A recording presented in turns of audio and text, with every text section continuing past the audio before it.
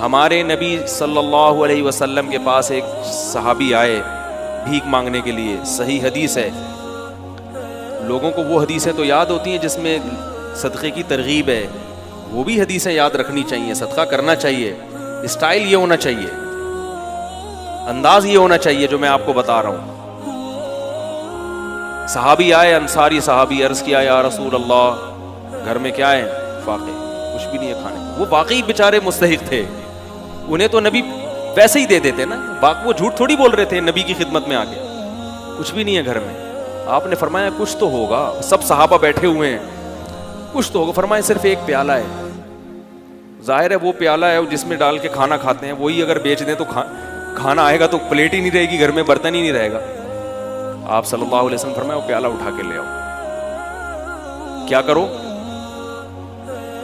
یہ حدیث تو پیالے کے بارے میں آپ نے جب کسی کو دیکھنا ہے تو آپ نے اپنے حساب سے اسے انٹرویو لے کے, یہ نہیں کہ پیالہ اٹھا کے لے آؤ کیونکہ حدیث میں آ رہا ہے. اب کیا ہے کہ رسول اللہ صلی اللہ علیہ وسلم نے ان سے کہا کہ جاؤ کیا لے کر آؤ؟ پیالہ. وہ لے آؤ. نبی نے ان کو طریقہ سکھا رہے ہیں. کیسا پیارا آپ صلی اللہ علیہ وسلم کی تعلیم کا انداز تھا. آپ یہ بھی تو کہہ سکتے تھے بھائی اس پیالے کو بیچو, یہ خریدو, یوں کرو جاؤ.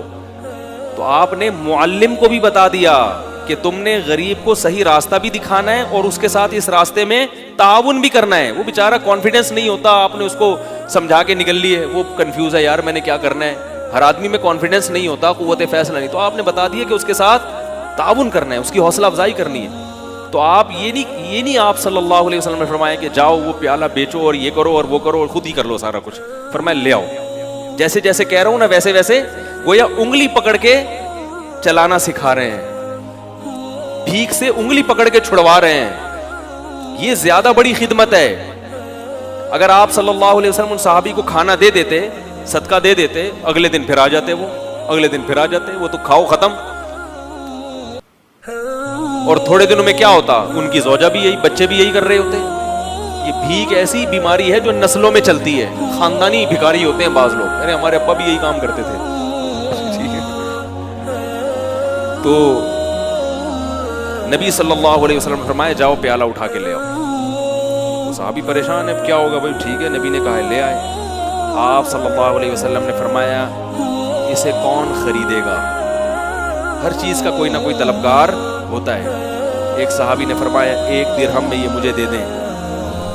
آپ نے فرمایا اس سے زیادہ میں کون خریدے گا؟ بھئی اب بزنس کا تو اصول ہے نا, سرمایہ چاہیے تو جتنا زیادہ سرمایہ لے سکتے ہو.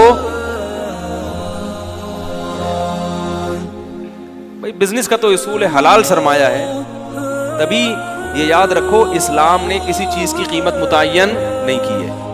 نبی نے فرمایا دعوا الناس, لوگوں کو اپنے حال پہ چھوڑ دو, قیمتیں متعین مت کرو. ان اللہ هو المسعر, اللہ چیزوں کی قیمتیں خود متعین کرتا ہے. جس چیز کی قیمت اللہ نے بڑھانی ہوتی ہے مارکیٹ سے شارٹ کر دے گا اس کو, جس چیز کی قیمت اللہ نے گھٹانی ہوتی ہے مارکیٹ میں اللہ اس کو وافر مقدار میں پھینک دیتے ہیں. اس لیے اصل اصول یہی ہے کہ کسی چیز کی قیمت متعین نہیں ہے. آپ اپنی چیز دھوکہ نہ ہو, اس میں جس قیمت پہ چاہے بیچیں. لوگ کہتے ہیں وہ تو پھر اتنی قیمت چیز مہنگی ہو جائے گی. بھائی وہ آپ سے نہ خریدے, وہ ساتھ والے سے خرید لے. کیا خیال ہے؟ تو وہ تو خود بخود. ہاں گڑبڑ جب ہوگی جب تاجر مل کے آپس میں ایکا کر لیتے ہیں, معاہدہ کر لیتے ہیں کہ اس سے کم پہ نہیں بیچنا, یہ ناجائز ہے. اسی وجہ سے پھر حکومت کو انوالو ہونا پڑتا ہے, چیزوں کی قیمتیں متعین کرتی ہے. تو آپ صلی اللہ علیہ وسلم نے فرمایا کون خریدے گا؟ ایک صحابی نے کہا 1 درہم میں. آپ نے فرمایا کہ اس سے زیادہ میں کون خریدے گا؟ ایک صحابی نے کہا میں 2 میں خریدوں گا. اس سے زیادہ بولی لگ نہیں رہی تھی. تو آپ صلی اللہ علیہ وسلم نے فرمایا اس سے زیادہ میں کون خریدے گا؟ صحابی نے کیا کہا؟ میں 2 درہم. 2 درہم میں خریدا. 2 درہم آپ صلی اللہ علیہ وسلم نے ان صحابی کو دیے. فرمائے 1 درہم سے کلاڑی لے کر آؤ اور 1 سے اپنے اور اپنے بچوں کے لیے کھانا لے کر آؤ, گزارا چلاؤ. پھر بھوک کا بھی تو کوئی علاج کرنا ہے نا. تو وہ گئے, 1 درہم سے کیا خریدا؟ گزارے لائق. یہ نہیں کہ پیزا لے کے جا رہے ہیں. آج یہ بھی ہوتا ہے, اپنی حرکتیں ٹھیک نہیں ہیں, اتنی ارننگ نہیں ہے جتنا گھر میں خرچہ شروع کر دیا اور کہہ رہے ہیں خرچے ہی نہیں پورے ہو رہے. خرچے ہی نہیں پورے. اور کہاں سے پورے ہوں گے بھائی آپ کے؟ آپ کی اوقات, دکان آپ کی پکوڑوں کی ہے اور باتیں کیا کر رہے ہو؟ کروڑوں کی باتیں کر رہے ہو. تو اپنی اوقات دیکھ کر اپنے پاؤں پھیلاؤ نا. جو بھی بیچاروں کو ملا ہوگا جو کی روٹی, بھائی فی الحال بیگم حج حالات بھی ہو جائیں گے, ابھی کیا کرو, صبر کرو. میں یہ بات عرض کر رہا تھا کہ آپ صلی اللہ علیہ وسلم نے فرمایا کہ جاؤ کیا لے کر آؤ, 1 درہم سے اپنے گھر والوں کے لیے کھانا اور 1 درہم سے کلہاڑی لے کر آؤ. کلہاڑی, اب یہ بھی نہیں آپ نے فرمایا کہ جاؤ کلہاڑی لے کے وہیں سے جنگل میں لے کر آؤ. حوصلہ افزائی کر رہے ہیں, لاؤ میرے پاس لاؤ. وہ لے کر آئے.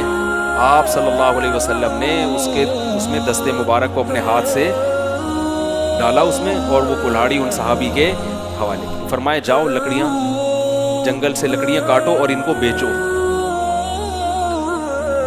وہ صحابی 10-15 دن کے بعد آئے اور کہا کہ یا رسول اللہ, میں لکڑیاں کاٹ کے بیچتا رہا اور ظاہر ہے کچھ سے کھانا بھی خریدتا رہا اور کچھ کو بچت بھی کرتا رہا, میرے پاس 15 درہم اکٹھے ہو گئے ہیں.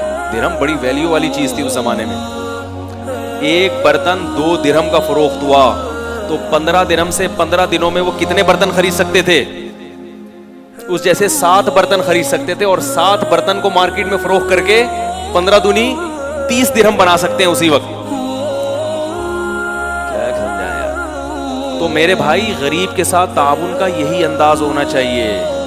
ہاں, جو ہر آدمی پر یہ اپلائی نہیں ہوتا, بعض ایسے ہوتے ہیں جو نہیں کر سکتے, وہ پھر ایک الگ بات ہے, یا کوئی مجبوری ایسی آ گئی کہ وہ روزگار سے بھی ان کا وہ مسئلہ حل نہیں ہوگا, ایک الگ بات ہے. لیکن عام طور طریقہ کیا ہونا چاہیے کہ آپ اس کو کہیں کہ بھائی میں تمہیں رکشہ خرید کے دے دیتا ہوں, ٹھیک ہے نا. رکشے کے پیسے اگر آپ کے پاس نہیں ہے تو آپ اسے کہ میں قسطوں پہ تمہیں خرید کے دے دیتا ہوں, ہر مہینے صدقے کی رقم نکالتا ہوں, تو میں رکشہ اٹھا لو مارکیٹ سے اور رکشہ لے کر چلتے ہوئے بازار میں نظر آؤ, اس سے کماؤ, اپنا پروفٹ نکالو اور رکشے کی قسط مجھے دے دو, تاکہ میں وہ قسط وقت پہ جمع کرا دوں. جو کیش اماؤنٹ چاہیے وہ میں تمہیں دے رہا ہوں, وہ تمہارے پاس نہیں. ہاتھ پاؤں ہلوائیں غریبوں کے. میری اپنی عادت کیا ہے کہ میں اکثر میں کبھی بھی کوشش کرتا ہوں کسی بھیک مانگنے والے کو نہیں دوں, الا یہ کہ جب 100% اطمینان ہو جائے کہ واقعی یہ مستحق ہے اور کچھ کر نہیں سکتا, وہ ایک الگ بات ہے. میں جب میرے پاس بھی لوگ کچھ صدقے وغیرہ کے پیسے بھیجتے ہیں, کچھ میں اپنی طرف سے بھی صدقہ کرتا ہوں, تو میں کسی مزدور کو تلاش کرتا ہوں, کیونکہ یہ پتا ہے کہ یہ بیچارہ اگر مالدار ہوتا تو اتنی ٹف مزدوری, بولو بھائی, نہ کر رہا ہوتا. یہ مالدار نہیں ہے تو یہ مزدوری کر رہے ہیں. نمبر 2, یہ آدمی لالچی نہیں ہے. لالچی ہوتا تو محنت گڑھا تھوڑی کھود رہا ہوتا, وہ رکشہ تھوڑی چلا رہا ہوتا. ایسے آدمی کو بغیر مانگے دے دو, اور سرسری غور کرو کہ زکوٰۃ کا مستحق ہے یا نہیں. اگر لگ رہا ہے تو زکوٰۃ بھی دے سکتے ہیں اس کو, نہیں تو صدقہ تو بہرحال, صدقے میں تو یہ کوئی قانون نہیں ہے, صدقہ تو مالدار کو بھی دیا جا سکتا ہے, تو غریب کو کیوں نہیں دیا جا سکتا؟ وہ تو اور زیادہ ثواب ہے اس میں.